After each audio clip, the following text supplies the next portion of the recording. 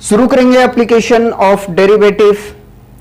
और application of derivative में first topic है हमारा rate of change of area या तो rate of change of quantity. देखिए, rate of change of area या तो पूरी एप्लीकेशन ऑफ डेरिवेटिव आपको करने में बहुत मजा आएगा अगर आपके बेसिक कंसेप्ट क्लियर है तो। ठीक है, आपको चेन रूल आना चाहिए और 9 और 10th क्लास के कुछ फॉर्मूले यूज होंगे सरफेस एरिया एंड वॉल्यूम के, वो आपको आना चाहिए। ठीक है, तो शुरू करते हैं rate of change of area या rate of change of quantity. तो देखिए, हमने पढ़ा था कि y equal to f x.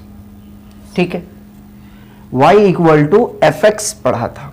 ठीक है, और इसको हम रिप्रेजेंट करते थे dy अपॉन dx के फॉर्म में। अब सुनो, y क्या है यहां पे?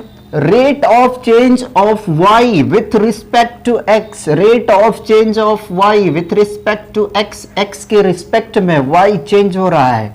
अगर ऐसे नहीं समझ पा रहे तो ऐसे समझो, सपोज दैट कि y इक्वल टू मैं 4x ले लेता हूं। ठीक है, 4x ले लेता हूं, या स्क्वायर लेना चाहे तो स्क्वायर ले लीजिए। ठीक है, अब देखो, जैसे जैसे हम x की वैल्यू को चेंज करेंगे, या तो बढ़ाएंगे या घटाएंगे, उसी तरीके से y की वैल्यू घटेंगे। फिर से रिपीट करता हूं, x यहां पे इंडिपेंडेंट वेरिएबल है, y डिपेंडेंट वेरिएबल है, x इंडिपेंडेंट वेरिएबल है, y डिपेंडेंट वेरिएबल है। जैसे कि अगर मैंने यहां पे x की वैल्यू 1 रख दिया, ठीक है, तो y को वैल्यू क्या मिलेगा? हमें 4 मिलेगा। लेकिन जैसे ही मैं मान लो कि x की वैल्यू 2 रख देता हूं, ठीक है, तो y का वैल्यू क्या मिलेगा हमें? 2 का स्क्वायर 4, y का वैल्यू मिलेगा हमें यहां से 16। इससे हमें क्या पता चला? इससे यह पता चला कि अगर हम x की वैल्यू को चेंज करते हैं तो y का वैल्यू चेंज होता है। अगर x इंक्रीज करेगा तो y आपका वो भी इंक्रीज करेगा, अगर x डिक्रीज करेगा तो y आपका डिक्रीज करेगा। ठीक, ये तो बेसिक सी बातें थी। अब दो तरह के हमें क्वांटिटी मिलेंगे यहां पे। एक्सरसाइज 6.1 जो है उसमें हमें दो तरह की क्वांटिटी मेजरमेंट करने के लिए मिलेंगे। अब कैसे मिलेंगे ये समझो। एक तो आपको किसी पर्टिकुलर क्वांटिटी के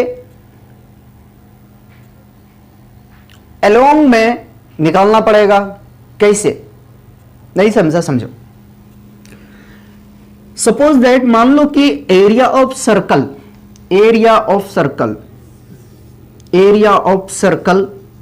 आपको फाइंड आउट करने के लिए बोला गया कि find the rate of change of area of circle. ठीक है, आपको चेंज करना है कि किसी सर्कल की एरिया किस रेट में चेंज हो रहा है, और अगर r की वैल्यू आपको कुछ दिया गया है तो सर्कल का आप जानते हैं एरिया क्या होता है? Area of circle pi r square होता है। ठीक है, तो हम क्या निकालेंगे?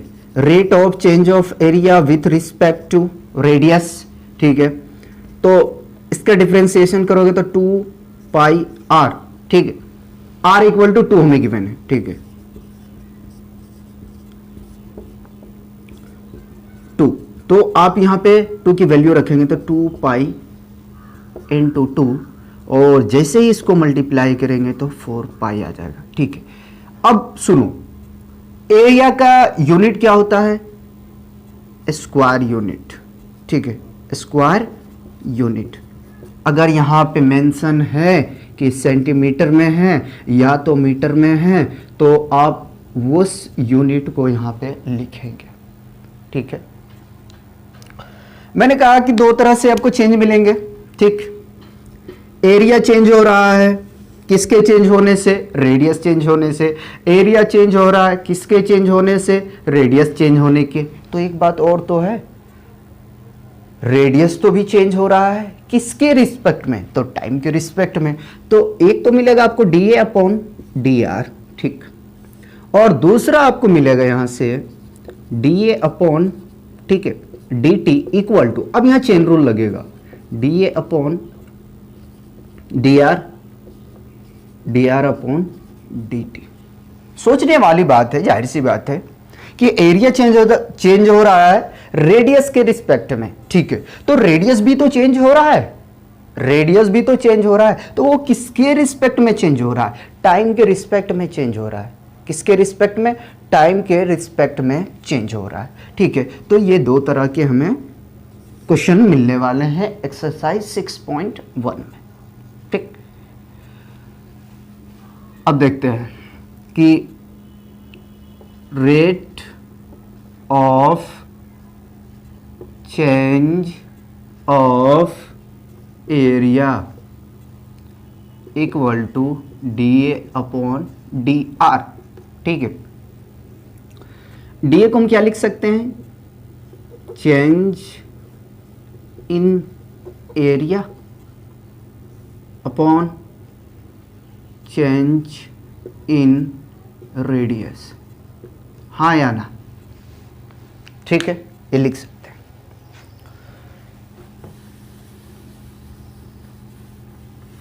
अब सुनो,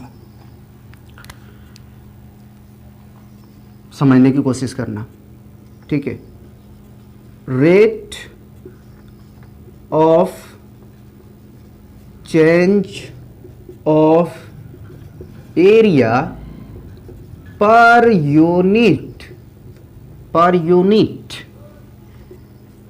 change in radius,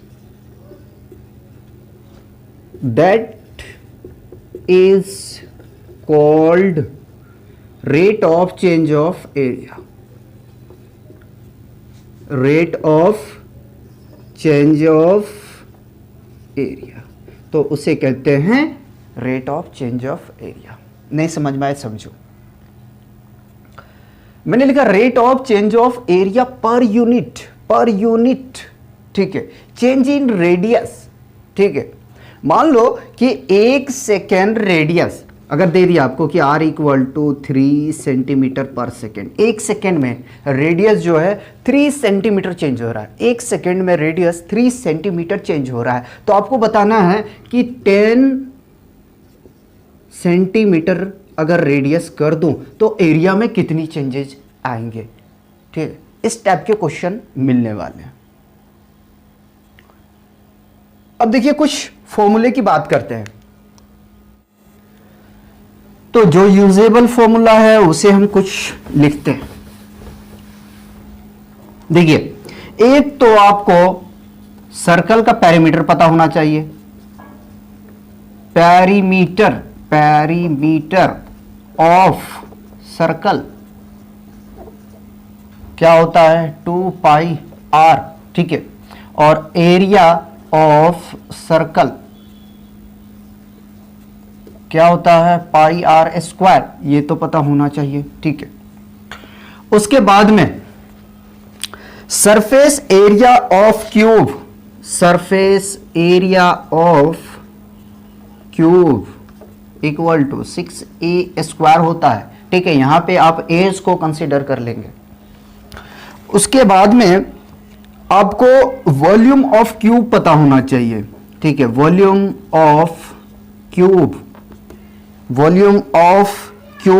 A cube होता है। उसके बाद में आपको एक और पता होना चाहिए कि वॉल्यूम ऑफ कौन